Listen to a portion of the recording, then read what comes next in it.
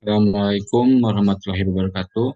Perkenalkan, nama saya Kiki Muhammad Airas dari Prodi Manajemen semester 5 dengan nomor induk mahasiswa 289215037. Nah, di dalam mata kuliah Analisa Laporan Keuangan dengan dosen pengampu Ibu Ifah Masripah SEMM. Nah, di sini saya akan membahas tentang analisa laporan keuangan untuk menunjang ujian tengah semester 5. Nah, di dalam analisa laporan keuangan mempunyai arti definisi, yaitu kegiatan menganalisa laporan keuangan yang menggunakan konsep dan standar akuntansi keuangan, keakuratan dan pencegahan kesalahan penafsiran terhadap informasi keuangan di dalam analisis laporan keuangan dilakukan dengan menggunakan sifat dan konsep akuntansi keuangan selama proses analisa. Nah, secara umum dikatakan bahwa tujuan dan manfaat analisis laporan keuangan adalah untuk mengetahui posisi keuangan perusahaan dalam satu periode tertentu, baik harta, kewajiban, modal, maupun hasil usaha yang telah dicapai untuk beberapa periode dan untuk mengetahui kelemahan-kelemahan apa saja yang terjadi. Nah, itu untuk definisi di dalam analisa laporan keuangan. Nah, di sini juga ada pelaporan dan analisis keuangan. Dalam laporan keuangan merupakan produk lingkungan pelaporan keuangan yang sangat penting. Informasi dilaporkan keuangan dinilai relatif berdasarkan kebutuhan informasi dari pengguna dan sumber informasi alternatif seperti data ekonomi, laporan analisis, dan pengungkapan sukarela manajer. Nah, di dalam pelaporan dan analisis keuangan ada laporan keuangan wajib, yaitu yang mencakup laporan keuangan, pengumuman laba, laporan wajib lainnya. Nah, di sini juga ada faktor yang mempengaruhi laporan keuangan. Yang pertama ada generally accept accounting principle, ada juga manajer dan mekanisme pengawasan dan pelaksanaan. Lalu di sini ada sifat dan tujuan akuntansi keuangan. Relevan adalah kapasitas informasi untuk mempengaruhi suatu keputusan dan merupakan kualitas primer pertama dari dua kualitas primer informasi akuntansi. Keandalan merupakan karakteristik penting dalam informasi keuangan. Agar informasi dapat diandalkan, maka harus disajikan dengan jujur dan dapat diverifikasi dan netral. Nah, di sini juga ada prinsip-prinsip akuntansi yang sangat penting. Poin pertama ada akuntansi aktual, ada biaya historis dan penilaian wajar, dan materialistis, lalu ada konservatisme. Nah, itu adalah prinsip-prinsip akuntansi yang sangat penting. Lalu selanjutnya ada relevansi dan keterbatasan akuntansi. Relevansi informasi akuntansi keuangan yaitu aktivitas usaha tidak sempurna dan memiliki keterbatasan. Mungkin untuk melihat ketidaksempurnaan, tetapi akuntansi keuangan tetap menjadi satu-satunya sistem yang relevan dan andal untuk mencatat. Lalu keterbatasan informasi laporan keuangan, ada prakiraan, laporan, dan rekomendasi analisis bersama dengan sumber informasi alternatif lainnya adalah persaing utama bagi informasi akuntansi. Ada tiga keunggulan dari sumber alternatif antara lain tepat waktu, frekuensi, orientasi untuk masa depan. Lalu ada aktual landasan akuntansi keuangan. Nah, di sini akuntansi akrual merupakan kombinasi dari aturan-aturan yang rumit dan tidak sempurna menghalangi tujuan laporan keuangan sampai menyajikan informasi mengenai arus kas. Dan juga ada eh, definisi lain tentang akuntansi akrual, yaitu pengalih perhatian, gangguan yang merusak distribusi informasi. Nah, ungkapan ini merupakan kritik yang paling ekstrim. Lalu ada kerangka akuntansi akrual. Nah, di sini juga ada konsep akrual. Konsep ini bertujuan untuk memberikan informasi kepada pemakai mengenai konsekuensi aktivitas usaha terhadap arus kas perusahaan di masa depan secepat mungkin dengan tingkat kepastian yang layak. Nah, di dalam konsep aktual ini mencakup aktual dan arus kas. Lalu akuntansi aktual mengurangi masalah ketepatan waktu dan pengkaitan. Lalu proses aktual ada pengakuan pendapatan dan pengkaitan yang bebas. Lalu aktual juga ada jangka pendek dan jangka panjang. Nah, itu di dalam konsep aktual. Di dalam relevansi dan keterbatasan akuntansi aktual. Nah, yang dimaksud dengan relevansi akuntansi aktual mempunyai keunggulan konseptual akuntansi aktual dibandingkan arus kas karena laporan laba rugi berbasis aktual lebih relevan untuk mengukur kapasitas perusahaan untuk menghasilkan kas saat ini dan masa yang akan datang.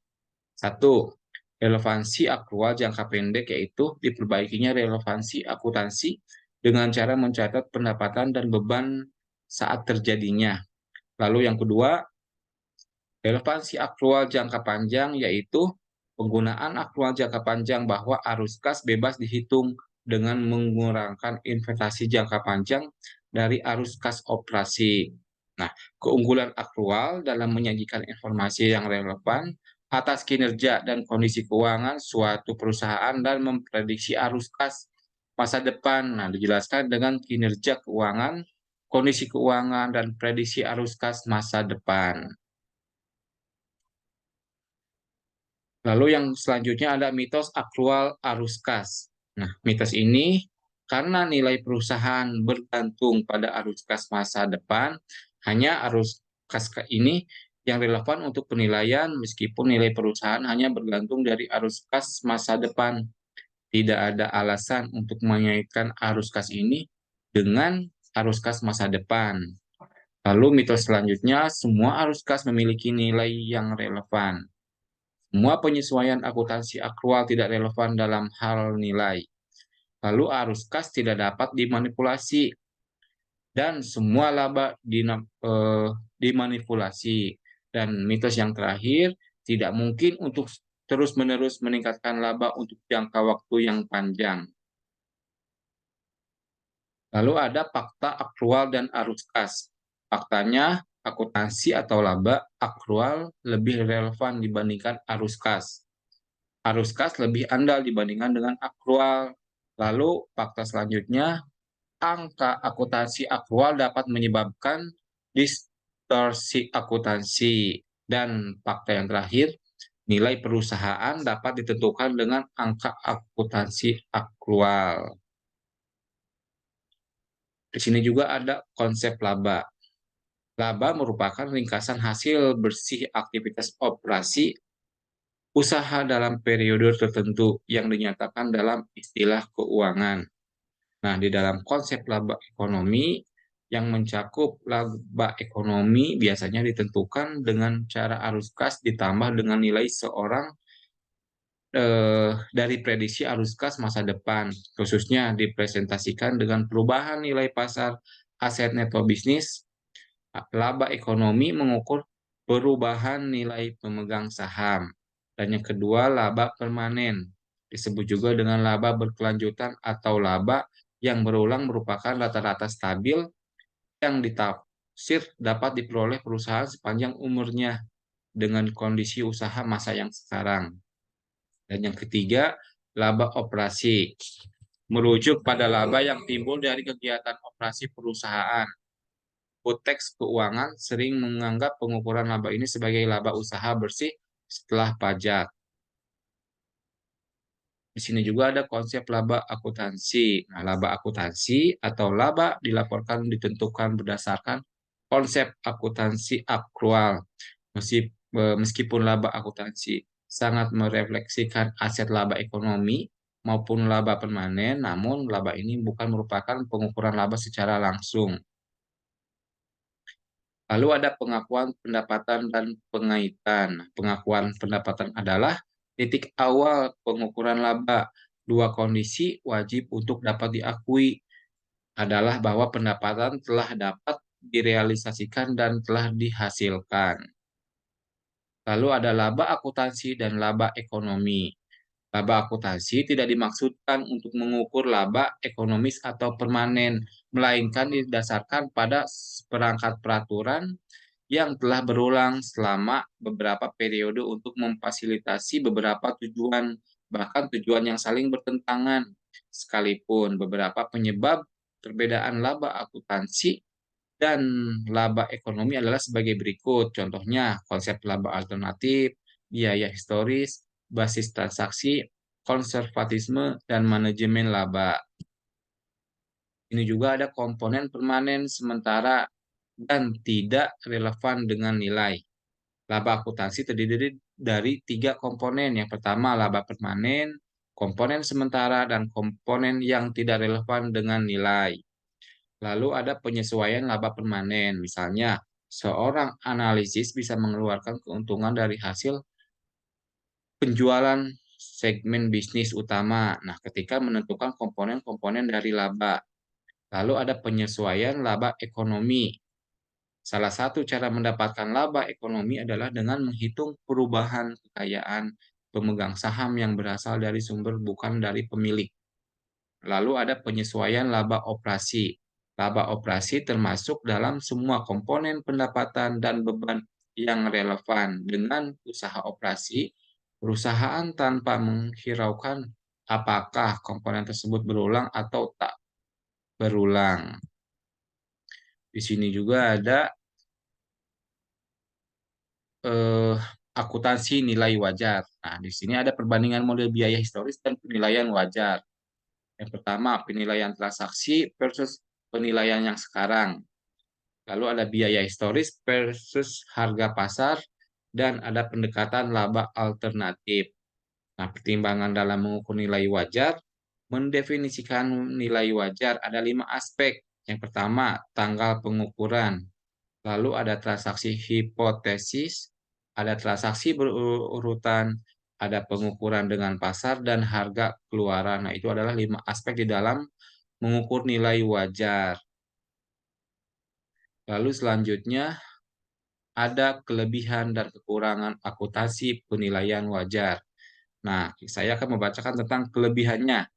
Ada merefleksikan informasi sekarang, kriteria pengukuran yang konsisten, ada komparabilitas, tidak ada biaya konservatif, dan lebih bermanfaat dalam analisis ekuitas. Lalu kekurangannya, objektivitas lebih rendah, rentan terhadap manipulasi, penggunaan input tingkat 3, dan tidak adanya unsur konservatif. Dan yang terakhir, fluktuasi yang berlebihan. Nah, itu adalah kelebihan dan kekurangan di dalam akuntansi penilaian wajar. Lalu di sini ada implikasi analisis. Nah, masalah penting yang perlu dipertimbangkan. Satu, fokus pada neraca. Dua, menyatakan kembali laba. Poin ketiga, menganalisis kegunaan input. Dan yang keempat, menganalisis kewajiban finansial.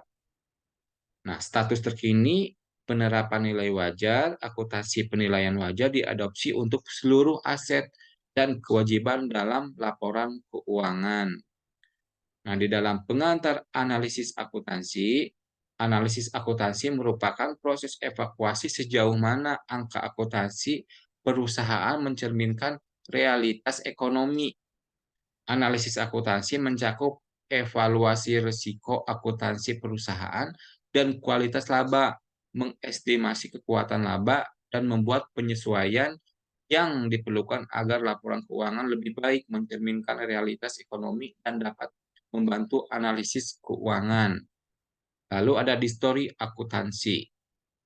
Histori akuntansi merupakan penyimpanan dari informasi yang dilaporkan pada laporan keuangan terhadap realitas usaha sebenarnya.